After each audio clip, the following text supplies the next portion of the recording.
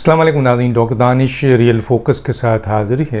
एक तरफ इमरान ख़ान साहब मुकम्मल तौर पर फंस चुके हैं कुछ करप्शन के केसेस के ऊपर, ख़ास तौर पर फरागूगी के हवाले से बहुत तेज़ी से उसकी इन्वेस्टिगेशंस हो रही है और इवन के फरागूगी तक भी हुकूमत ने राब्ता कर लिया। और जैसे मैंने बताया था कि फरागूगी ने जब धमकी दी कहते हैं ख़ान साहब को किसी ज़राए से, तो वो उसके बाद वो उनको डिफेंड करने आए। एक आम सी खातून जिनके ऊपर शदीद करप्शन के चार्जेस हैं और वे इस वक्त मुल्क से फ़रार हो चुकी हैं और उनकी अभी तक जो इन्वेस्टिगेशन हुई है उसके ऊपर उनके असासे और उनके पास जो अकाउंट्स हैं और उनके पास जो उस अकाउंट्स में पैसे हैं वो उनकी अपनी शख्सियत से बहुत ज़्यादा है जो उनकी पोजीशंस हैं।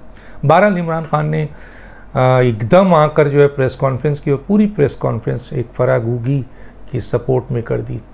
तो एक तरफ क्राइम एंड करप्शंस का मामला है, दूसरी तरफ उनके केसेस बन रहे हैं इल्लीगल अपॉइंटमेंट्स के हवाले से। इमरान ख़ान ने बहुत सारे लोगों को अपॉइंट्स वहाँ के जो आपके मुरव्वजा उसूल हैं, जो एडवर्टीज़मेंट एक्चुअल एडवर्टीज़मेंट है, क्योंकि एडवर्टीज़मेंट भी चेंज की गई कुछ लोगों को अपॉइंट करने के लिए और इस सिलसिले में नोट्स भी मौजूद है। लेकिन बहरहाल ज़ाहिर है कि इमरान ख़ान साहब, आपको पता है यूसुफ रज़ा गिलानी साहब इल्लीगल अपॉइंटमेंट्स के सिलसिले में जेल भी जा चुके हैं, तो इमरान ख़ान साहब का इस तरफ भी बहुत सीरियस मैटर आगे जा रहा है।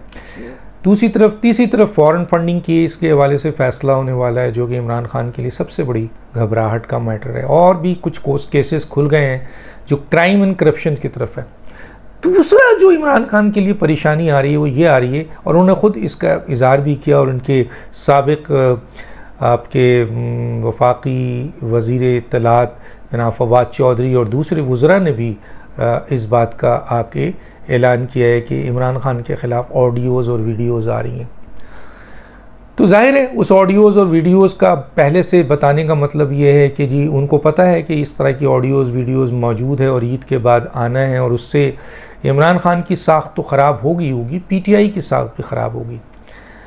लेकिन इस वक्त जो इमरान ख़ान ने अपने पूरी पीटीआई जिनके कांधों पे दिए और जो इस्तेमाल कर रहे हैं पीटीआई को, लेकिन नुकसान पीटीआई को ही हो रहा है और इमरान ख़ान को हो रहा है, वो है शेख रशीद और फवाद चौधरी। हालांकि इनके और दूसरे जो आपके साबिक़ वज़ीर और साबिक़ मेंबर पार्लियामेंट पीटीआई के जो सुलझे हुए लोग हैं, आप उनको नहीं देख रहे होंगे कि वो इस बारे में कोई बात कर रहे हैं।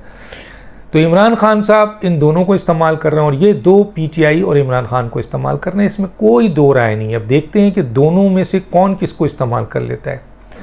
बहरहाल जो ये एक दूसरा क्राइम एंड करप्शन से निकल कर और इल्लीगल अपॉइंटमेंट से निकल कर जो मैटर आ रहा है वो इमरान ख़ान के लिए परेशान कुन है वो भी, और इस सिलसिले में ज़ाहिर है इमरान ख़ान को आकर अवाम में कहना पड़ा। अब मैटर ये है कि इमरान ख़ान के बारे में इतनी अहम तरीन जो वीडियोज़ हैं या मालूमात हैं वो कोई आम आदमी तो नहीं कर रहा होगा ना। आपकी फ़ौरन निगाह जा रही होगी कि इसमें एजेंसीज़ इन्वॉल्व हैं। क्या ये मुमकिन नहीं है कि इमरान ख़ान के करीब तरीन जो लोग रहे हैं उन्होंने ये वीडियोज़ बनाई हो?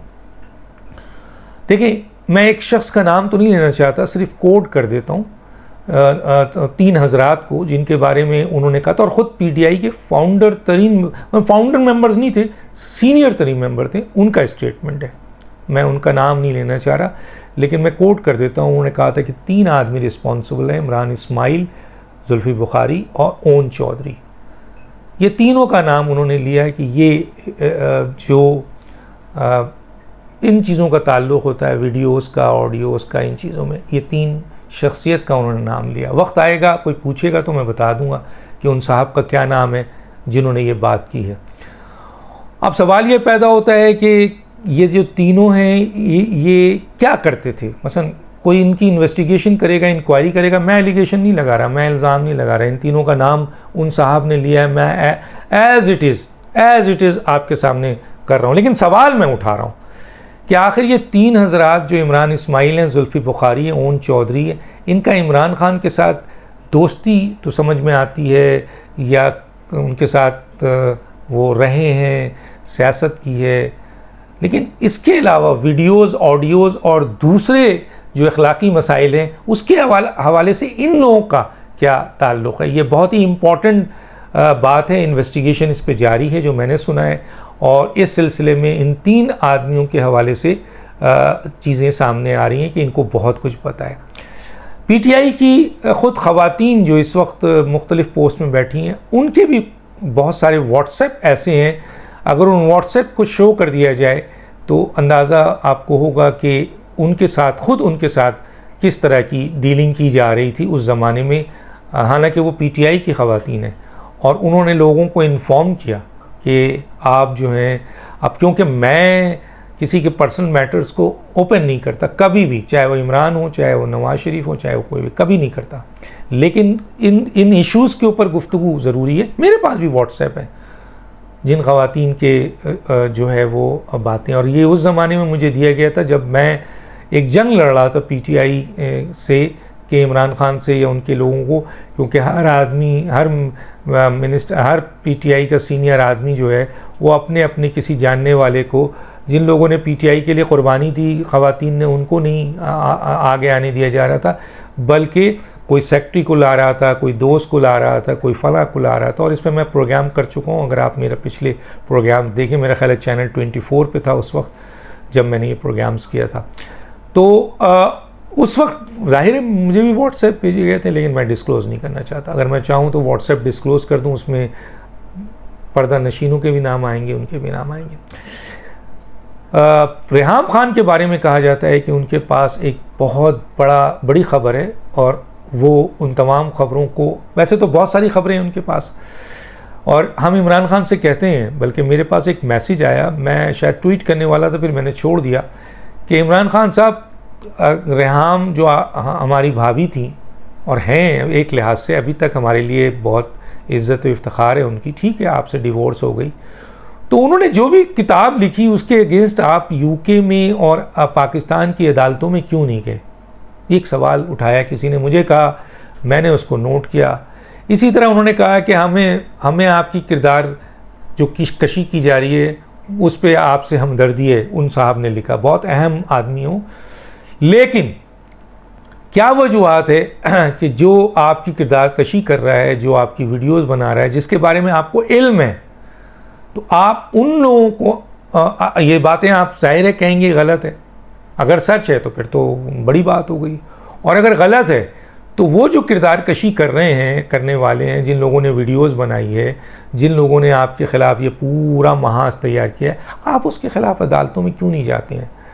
यूके की अदालत में चले जाएं, पाकिस्तान की अदालत में चले जाएं, अमेरिका की अदालत में चले जाएं, तो आप क्यों नहीं जाते? ये सवाल तो बनता है। तो बहरहाल कहने का मतलब ये है कि रेहाम खान को के पास बहुत ही अहम इत्तलात है, जहाँ तक मैं जानता हूँ। उनको पास कांटेक्ट भी है, नंबर भी है, नाम भी है, उन शख्सियत का सब कुछ है।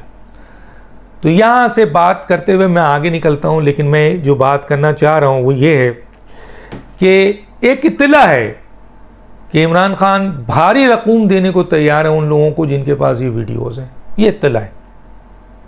ये इस इंफॉर्मेशंस की सदाकत कितनी है, कितनी नहीं है, मैं इसके ऊपर कुछ नहीं कह सकता, लेकिन जो सोर्स है वो रिलायबल है।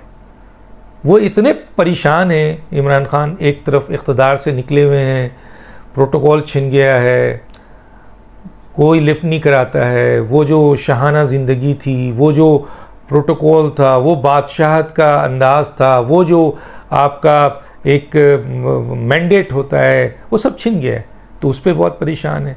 दूसरा, मैंने कहा कि उन पर क्राइम एंड करप्शन के केसेस बन रहे हैं, बहुत सारे तैयार हो चुके हैं, और फॉरेन फंडिंग उस पर परेशान है। तीसरा, ये वीडियोज़ वालों ने परेशान कर दिया है खान साहब को। तो खान साहब को मशवरा हमने दिया है कि ये करें, इसके ऊपर आप कानूनी चाराजोई पहले ही कर लें, ले जाएं। अब लोग ये कह रहे हैं कि खान साहब जो हैं वो भारी रकूम देने को तैयार हैं, जिनके पास वीडियोज़ हैं, जिन्होंने वीडियोज़ बनाई हैं। अब जब वीडियोज़ बनाई हैं तो लोगों का ख्याल होता है, जैसे मैंने कहा कि जी इदारों की तरफ जाता है जहन।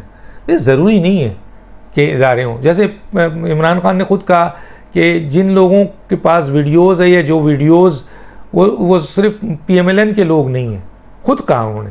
तो इसका मतलब है कि वो कौन लोग हैं? क्या वो PTI के वो लोग हैं जो अब आपके साथ नहीं है, जिन्होंने वीडियोस बनाई थी। जाहिर है सबसे क्लोज तो वही लोग हैं, और जो बहुत, जिसके ऊपर मैंने कहा एक साहब ने नाम भी लिया और 3 हज़रात का नाम भी पेश कर दिया। अब वल्लाह आलम इस खबर में कितनी सदाकत है, जब सामने चीज़ आएगी तो पता चलेगा। अब बड़ी बड़ी खबरें भी आ रही हैं। दूसरा ये कि चलें कानूनी चाराजोई करें इमरान खान, लेकिन ये भी तो है कि अगर ये चीज़ें सही हैं तो कुछ लोग कहते हैं, मैं ये नहीं कहता, मैं डिस्क्लोज़ नहीं करना चाहता ज़ातियात के मसले को, लेकिन क्या कानून और आइन में और शरीयत में ऐसे लोगों की सज़ा है जो वाकई ये सारी चीज़ें सामने आ जाएं?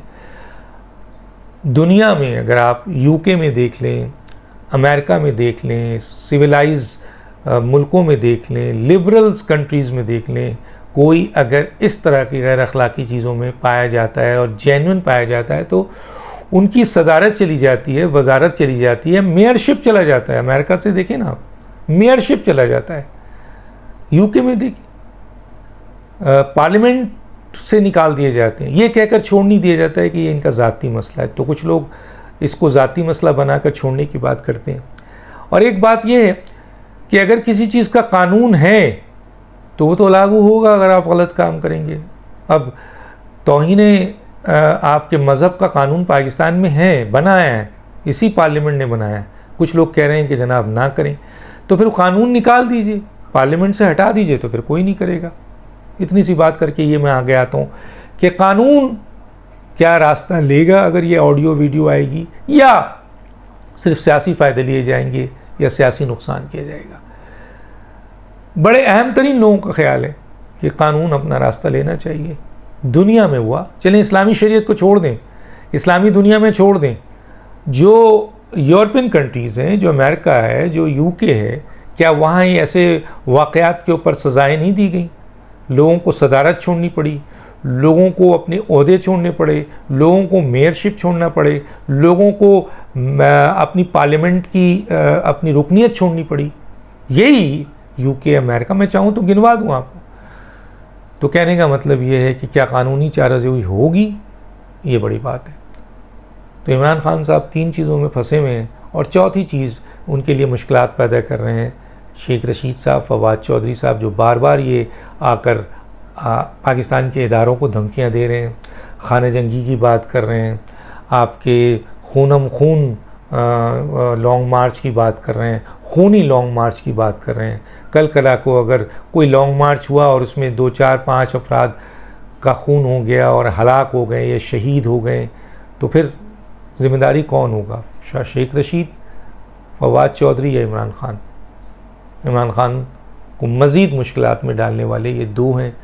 इनके अपने सीनियर तरीन लोग कहते हैं कि जी इस हुकूमत का ख़ात्मा और पीटीआई के लिए, पीटीआई के अंदर जो इस वक्त तबाही है उसके 3 ज़िम्मेदार हैं, ख़ुद इमरान खान और इनके 2 मुशीर। डॉक्टर आइंशु याद दीजिए। अल्लाह हाफ़िज़।